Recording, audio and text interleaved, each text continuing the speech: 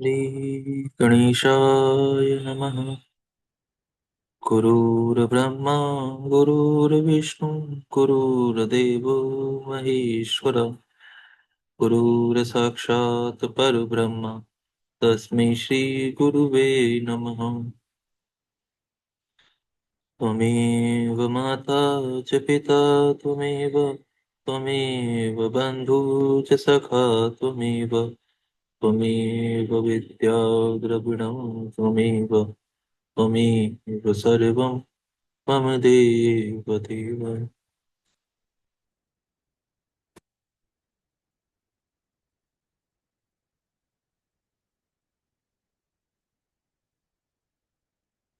यहाँ से छठा अध्याय प्रारंभ होता है। इस अध्याय में पूजा के अंगभूत न्यास आदि कर्म का वर्णन किया गया है। ईश्वर बोले, मंडल के दक्षिण में मनोहर व्याघ्र चर्म बिछाकर अस्त्र मंत्र के द्वारा शुद्ध जल से उसका प्रोक्षण करें। पहले प्रणव का उद्धार करके बाद में आधार का उद्धार करें। उसके अनंतर शक्ति कमल का उद्धार करें। इन सब में चतुर्थी विभक्ति लगाकर अंत में नमः पद का प्रयोग करें। इस प्रकार मंत्र का उच्चारण करके वहां पर उत्तर की ओर मुख करके बैठकर प्रणव का उच्चारण करते हुए विधिवत प्राणायाम करें।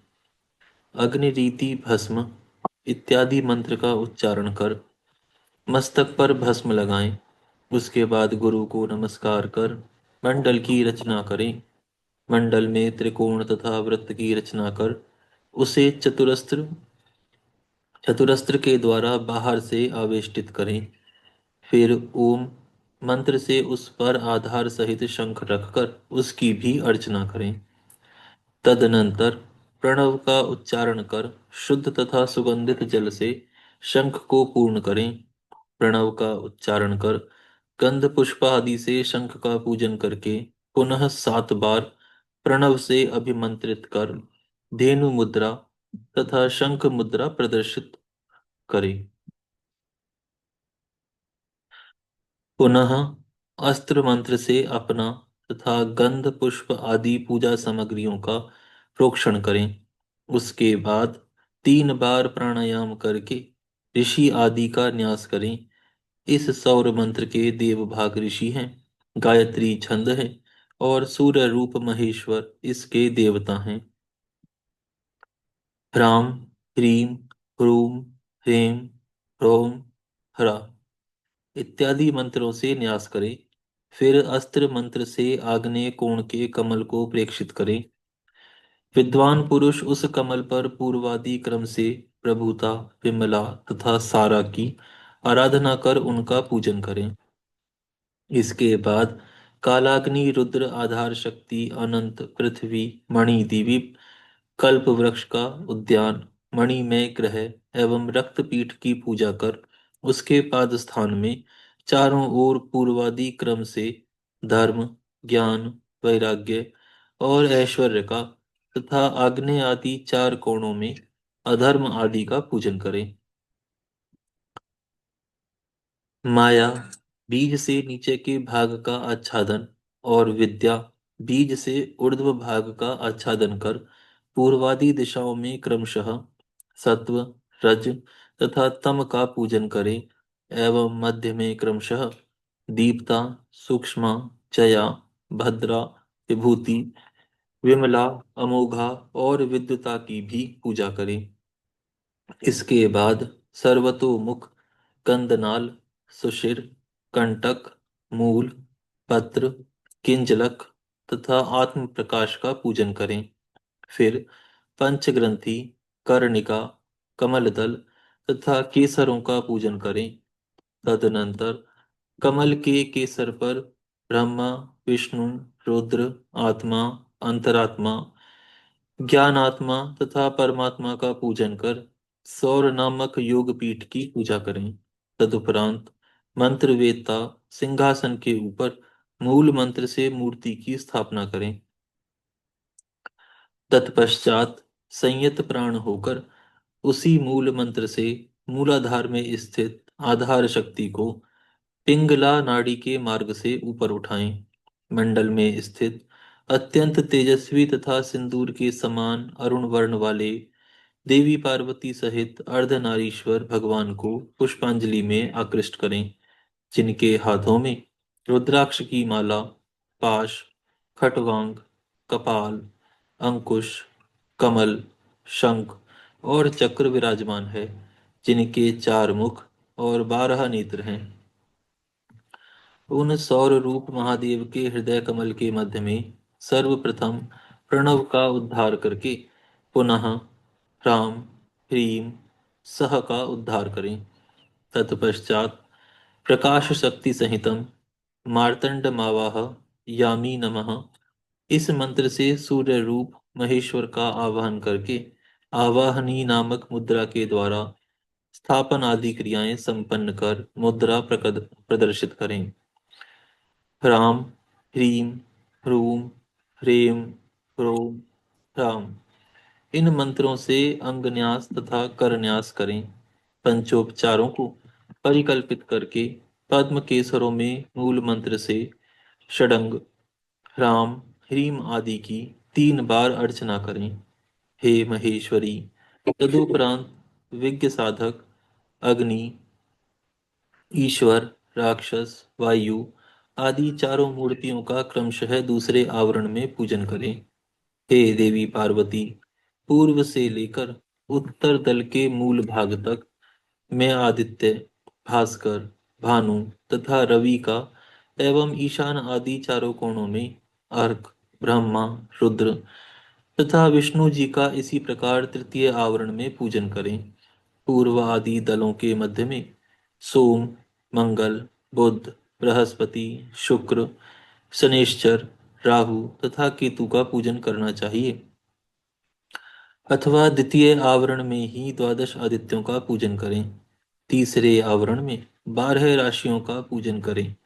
इसके बाहर चारों ओर सप्त सागर, गंगा, ऋषि, देवता, गंधर्व, पन्नग, अप्सराएं, ग्रामणी, यक्ष, यातधान, सप्त छंद रूप, 7 घोड़े तथा बाल खिल्यों का भी पूजन करें। इस प्रकार 3 आवरण वाले दिवाकर देव का पूजन कर समाहित चित्त हो चौकोर मंडल का निर्माण करें। पुष्प आदि से सुवासित शुद्ध जल से परिपूर्ण ताम्र निर्मित प्रस्थ मात्र जल भरने के योग्य विस्तार वाला आधार सहित कलश स्थापित करके गंध पुष्प आदि से ताम्र कलश का पूजन कर दोनों घुटनों के बल पृथ्वी पर बैठकर हाथ में अर्घ्य पात्र को लेकर उसे भंव पर्यंत ऊपर उठाएं और तब सविता देवता के सर्व सिद्धि प्रद इस मंत्र का पाठ करें। हे महादेवी, सर्वथा भोग तथा मोक्ष प्रदान करने वाले इस मंत्र को सुनो। सिंदूर की सी आभा वाले उत्तम मंडल से युक्त कमल के समान कांतिमय नेत्रों वाले कमल पुष्प से शोभित तथा ब्रह्मा इंद्र और नारायण के उद्भव हेतु हरिक हीर हीरक भूषित आपको नमस्कार है। हे भगवन, रोली, स्वर्ण, पुष्पमाला, कुश, पुष्प तथा कुमकुम से युक्त स्वर्ण पात्र में स्थित यह जल सहित उत्तम अर्घ्य आपको अर्पित है। इसे ग्रहण कर आप प्रसन्न होइए। इस प्रकार सूर्य रूपी महेश्वर को अर्घ प्रदान कर सावधानी से देवी पार्वती जी एवं प्रमथ गणों से समन्वित संसार के आदि कारण ब्रह्मा विष्णु रुद्र रूप 3 विग्रहों वाले आप शिव जी को नमस्कार है। यह मंत्र पढ़कर नमस्कार करें। इस प्रकार बोलते हुए नमस्कार करने के उपरांत अपने आसन पर स्थित हो ऋषि आदि का न्यास करके तथा जल से हाथों को शुद्ध करके पूर्वोक्त विधि से पुनः भस्म धारण कर भगवान शिव में भावना की दृढ़ता के लिए नानाविध न्यास करें। बुद्धिमान साधक को चाहिए कि पंचोपचार से गुरुदेव की पूजा कर श्री गुरुवे नमः मंत्र का उच्चारण करके उन्हें सिर से प्रणाम करें। पंचात्मक बिंदु युक्त पंचम स्वर उकार सहित वैसे ही बिंदु सहित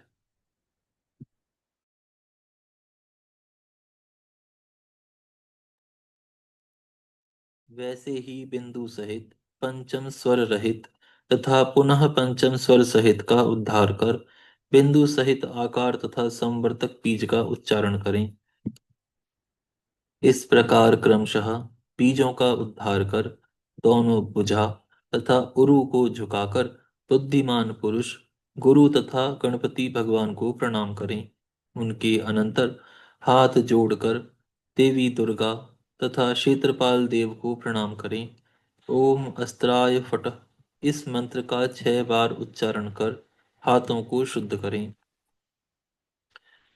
अपस्फरन्तु के अपस्फरन्तु ते भूता इस मंत्र को पढ़कर प्रणव पूर्वक अस्त्राय फट इस मंत्र का उच्चारण कर बगल में 3 बार ताली बजाकर भूतल में स्थित समस्त विघ्नों को आकाश में भगा दें। उसके बाद विघ्नों को अंतरिक्ष में गया हुआ तथा वहां स्थित हुआ देखकर प्राणायाम करना चाहिए। फिर सोहम इस मंत्र का उच्चारण करते हुए हृदय में विराजमान जीव चैतन्य को सुषुप्ना नाड़ी द्वारा द्वादशांत पर्यंत विस्तार वाले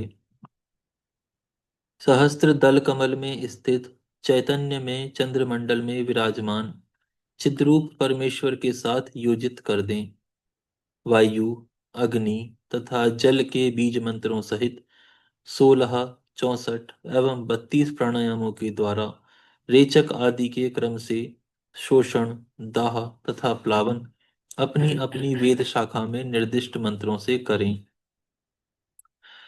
तदनंतर प्राणायाम करके मूलाधार में स्थित तथा ब्राह्मण रंध्र की ओर उन्मुख कुंडलिनी को लाकर द्वादशांत में स्थित सहस्त्रार्थ पद्म के मध्य में विद्यमान चैतन्य में चंद्रमंडल से निकली हुई उत्कृष्ट अमृत धारा से आप्लुप्त हुए पवित्र देह वाले साधक भली भांति सो हम इस प्रकार की भावना करते हुए अपने आत्म तत्व को हृदय कमल में उद्भूत करें। उसके अनंतर उस चैतन्य में चंद्रमंडल से झरती हुई अमृत धारा से आप्लुत आत्म तत्व को परमात्मा में अविष्ट कर एकाग्र चित्त से विधि पूर्वक प्राण प्रतिष्ठा करें। इस प्रकार योगी एकाग्र मन हो मात्र का शक्ति का स्मरण करें और प्रणव से संपुटित मात्रकाओं को बाहर तथा भीतर न्यस्त करें। तत्पश्चात प्राणवायु को रोककर बुद्धिमान पुरुष ध्यान आदि करें और चित्त में भगवान शंकर का स्मरण करते हुए मत्सरता का त्याग करके न्यास करें। हे देवी, प्रणव के ऋषि ब्रह्मा तथा गायत्री छंद कहे गए हैं। मैं परमात्मा सदाशिव उनका देवता हूँ। अकार उसका बीज कहा गया है, उकार शक्ति कही गई है और मकार कीलक है तथा मोक्ष की कामना के लिए इसका विनियोग किया जाता है।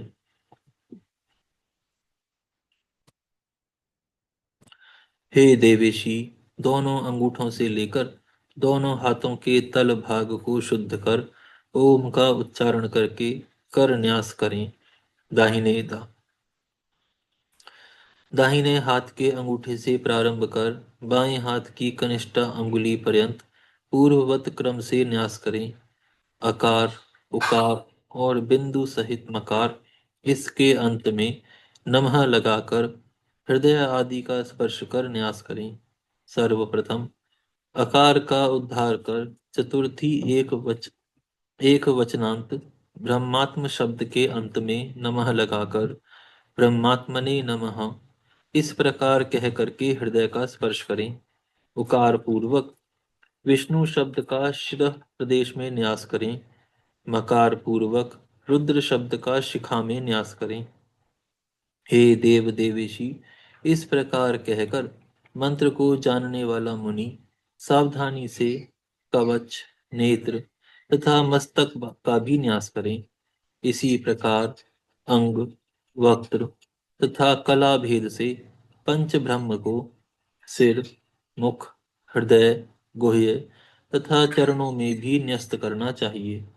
ईशान की 5 कलाओं का क्रमशः उन्हीं 5 स्थानों में क्रम से न्यास करें। पुनः पूर्वादि क्रम से स्थित भगवान शिव के 4 मुखों में तत्पुरुष की 4 कलाओं का भी पूर्वादि दिशाओं में न्यास करें। इसी प्रकार अघोर की 8 कलाओं को भी हृदय, कंठ, दोनों कंधों, नाभि, कुक्षि, पृष्ठ तथा वक्ष स्थल पर न्यस्त करें। उसके अनंतर वामदेव की 13 कलाओं का भी पायु, मेढु, उरु, जानु, जंघा, स्फिक, कटी और पार्श्व में न्यास करें। इसी प्रकार विद्वान सद्योजात की 8 कलाओं का यथाक्रम से नेत्र, पाद, हस्त, प्राण तथा सिर में न्यास करें।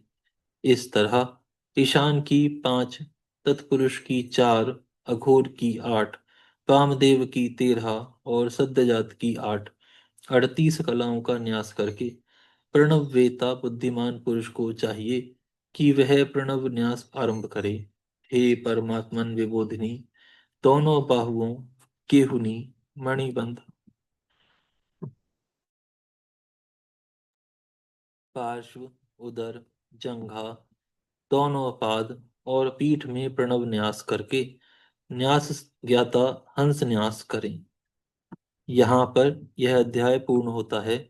यहाँ से 7वां अध्याय प्रारंभ होता है। इस अध्याय में शिव जी के विविध ध्यानों तथा पूजा विधि का वर्णन किया गया है। ईश्वर बोले, साधक को अपनी बाईं ओर चौकोर मंडल का निर्माण करना चाहिए। उस मंडल की प्रणव के द्वारा पूजा कर अस्त्र मंत्र से शोधित कर आधार सहित शंख स्थापित करें। इस प्रकार मंडल में स्थित शंख का प्रणव से पूजन करें। सबसे पहले चंदन आदि के द्वारा सुवासित जल से शंख को पूर्ण करके 7 बार प्रणव द्वारा अभिमंत्रित कर गंध पुष्प आदि से उसका पूजन करें और धेनु मुद्रा तथा शंख मुद्रा का प्रदर्शन करें। उसके आगे चतुष्कोण का निर्माण करें। उसके बीच में अर्धचंद्र तथा उसके मध्य भाग में त्रिकोण बनाएं। फिर उस त्रिकोण में षटकोणात्मक वृत्त बनाएं। इस प्रकार मंडल की परिकल्पना करें। मंडल का गंध पुष्प आदि द्वारा प्रणव से पूजन करके वहां पर आधार युक्त अर्घ्य पात्र स्थापित कर उसे जल से परिपूर्ण कर गंध आदि से अर्चित करें और उसमें कुशा का अग्रभाग, अक्षत, जौ, व्रीहि, तिल, घृत, पीली सरसों, पुष्प और भस्म का निक्षेप कर सद्योजातादि षडंग मंत्रों और प्रणव मंत्र से पूजा करें। उस अर्घ्य पात्र की गंध पुष्प आदि से पूजा कर कवच से अभिमंत्रित करना चाहिए। अस्त्र मंत्र से उसका अवगुंठन करके रक्षा हेतु धेनु मुद्रा प्रदर्शित करनी चाहिए। फिर अस्त्र मंत्र द्वारा उसका अपना तथा गंध आदि पूजन सामग्री का प्रोक्षण करें। उसके अनंतर कमल की ईशान दिशा में स्थित कमल पर ओमकार का उच्चारण करके गुरुवासनाय नमः इस प्रकार कहकर आसन प्रदान करने की भावना करें और गुरु के उपदेशानुसार वहां गुरु मूर्ति की परिकल्पना करें। ओम गुम गुरुभ्यो नमः इस मंत्र का उच्चारण कर गुरु का आवाहन करके तथा दक्षिणाभिमुख स्थित हुए उनका ध्यान करें, जो प्रसन्न मुख हैं, सौम्य एवं शुद्ध स्फटिक के समान निर्मल हैं तथा हाथ में वर एवं अभय मुद्रा को धारण किए हुए हैं, जिनके 2 नेत्र हैं और जो साक्षात शिव स्वरूप हैं। इस प्रकार गुरु का ध्यान कर क्रमशः गंध पुष्प आदि से उनका पूजन करें। फिर उस पद्म के नैऋत्य कोण में स्थित पद्म पर गणेश जी के आसन के ऊपर गणपति मूर्ति की परिकल्पना करें और गणानाम त्वा इस मंत्र से गणपति जी का आवाहन करें। तदुपरांत एकाग्र चित्त होकर इस प्रकार उनका ध्यान करें। वे रक्त वर्ण वाले, विशालकाय, संपूर्ण आभूषणों से अलंकृत, चारों हाथों में क्रमशः पाश, अंकुश, अक्षमाला तथा वर मुद्रा धारण किए हुए हैं। वे गजानन प्रभु, ध्यान करने वाले, उपासकों के संपूर्ण विघ्नों को नष्ट करने वाले हैं। इस प्रकार गणपति का ध्यान कर गंध पुष्पादि उपचारों से उनका पूजन करें। केला, नारिकेल, आम्रफल, लड्डू तथा फल सहित नैवेद्य समर्पित कर नमस्कार करें। पद्म के वायव्य कोण वाले कमल पर संकल्प पूर्वक स्कंद के लिए आसन प्रदान करें और स्कंद की मूर्ति बनाकर बुद्धिमान साधक उसी में उनका आवाहन करें। स्कंद गायत्री का उच्चारण करने के अनंतर कुमार का इस प्रकार ध्यान करें। जो उदीयमान सूर्य के समान तेजस्वी तथा श्रेष्ठ मयूर के आसन पर स्थित हैं, जो चार भुजाओं से युक्त, परम कृपालु, मुकुट आदि आभूषणों से सुशोभित और अपने चारों हाथों में वर, अभय मुद्रा, शक्ति तथा कुक्कुट धारण किए हुए हैं। इस प्रकार ध्यान करके गंध पुष्प आदि पूजनोपचार सामग्री से विधि पूर्वक उनकी पूजा करें। इसके बाद पूर्व द्वार के दाहिनी ओर रहने वाले अंतःपुर के रक्षक साक्षात नंदीश्वर की भली भांति पूजा करें, जो सोने के पर्वत के समान संपूर्ण आभरणों से विभूषित, बालचंद्र युक्त, मुकुट धारण किए हुए, सौम्य मूर्ति, त्रिनेत्र, चतुर्भुज, अपनी भुजाओं में दैदीप्यमान शूल, मृग मुद्रा, टंक तथा सुवर्ण का वेत्र धारण किए हुए हैं। चंद्रबिंब की सी प्रभा से युक्त तथा बानर के मुख सदृश जिनका मुख है, ऐसे नंदी जी की तथा उनके उत्तर की ओर मरुतों की कन्या सुयशा, जो नंदीश्वर की भार्य हैं, जो अत्यंत पतिव्रता तथा देवी पार्वती जी के चरणों को आलता आदि से अलंकृत करने में तत्पर रहती हैं, उनका भी गंध पुष्पादि उपहारों से पूजन करें। तत्पश्चात अस्त्र मंत्र पढ़कर शंखोदक से उस पद्म का प्रोक्षण करें। यथाक्रम आधार आदि आसन का भी निर्माण करें। पृथ्वी के नीचे श्याम वर्ण की कल्याणकारिणी आधार शक्ति का ध्यान करें। उसके आगे ऊपर की ओर मुख किए कुंडल के आकार वाले उन अनंत भगवान का ध्यान करें, जिनका शरीर धवल वर्ण का है, जो पांच फण वाले हैं और जो मानो आकाश को चाट से रहे हैं। तत्पश्चात उस आधार शक्ति के ऊपर चार पाद वाला एक श्रेष्ठ सिंहासन स्थापित करें। उस सिंहासन के चारों पादों के नाम आग्नेय आदि कोणों के क्रम से धर्म, ज्ञान, वैराग्य तथा ऐश्वर्य हैं। उनका वर्ण श्वेत, पीत, रक्त तथा श्याम है। उसके अनंतर पूर्वादि दिशाओं के क्रम से उत्तर दिशा पर्यंत अधर्म आदि का आवाहन करें और लाजावर्त मणि के समान कांति में उन अनंत देव के शरीर की भावना करें।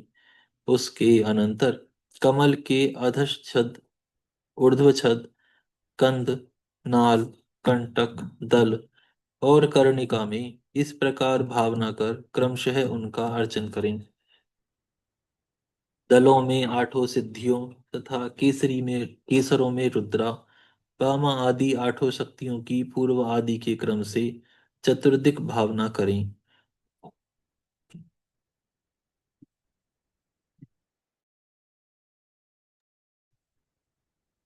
कर्णिका में वैराग्य और बीजों में नौ शक्तियों की भावना करें।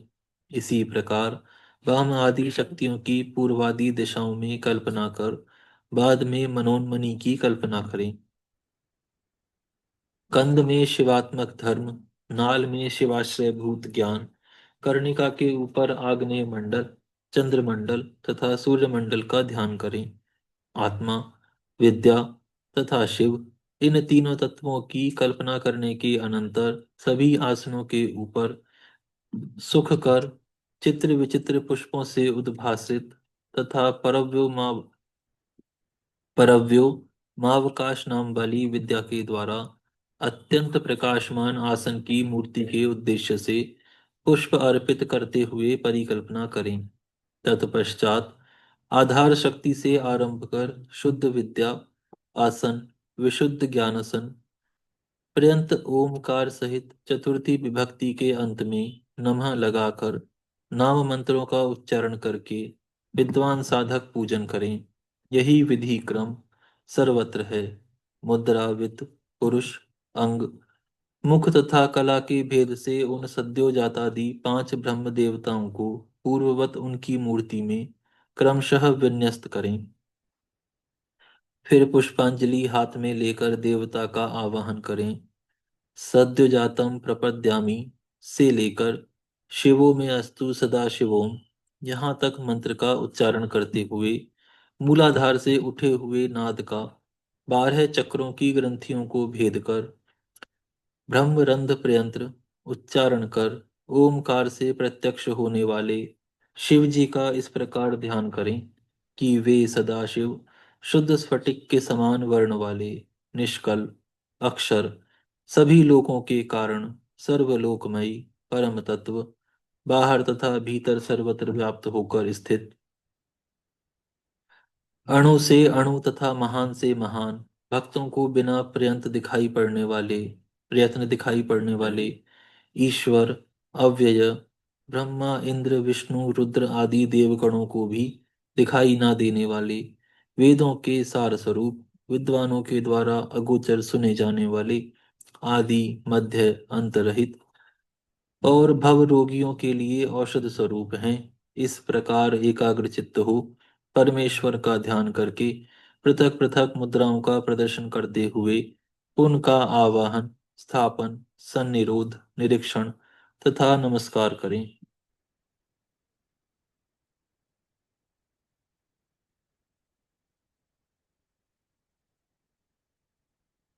सकल तथा निष्कल दोनों ही स्वरूपों वाले साक्षात सदाशिव देव का इस प्रकार ध्यान करें कि वे शुद्ध स्फटिक के समान स्वच्छ, सर्वदा प्रसन्न, शीतल कांति से युक्त, विद्युत के वलय के सदृश, जटा रूपी मुकुट से सुशोभित, व्याघ्र चर्म का वस्त्र धारण किए हुए, मंद हास्य से युक्त, मुख कमल वाले, रक्त कमल की पंखुड़ी के समान प्रतीत होते हुए करतल, पदतल तथा अधर वाले, संपूर्ण लक्षणों से संपन्न, सभी आभरणों से विभूषित, हाथों में दिव्य आयुध धारण किए हुए, दिव्य गंध का लेप लगाए हुए, 5 मुख तथा 10 भुजाओं वाले और सिर पर अर्धचंद्र रूप मणि को धारण किए हुए। आज हम यहाँ पर विराम करते हैं, फिर कल से प्रारंभ करेंगे। हे गौ माता, आप सभी देवताओं की माता, सभी पुण्य का पुण्य, सभी तीर्थों का तीर्थ हैं। हम सभी आपको दंडवत प्रणाम करते हैं। आपकी कृपा हम सभी पर सदैव बनी रहे।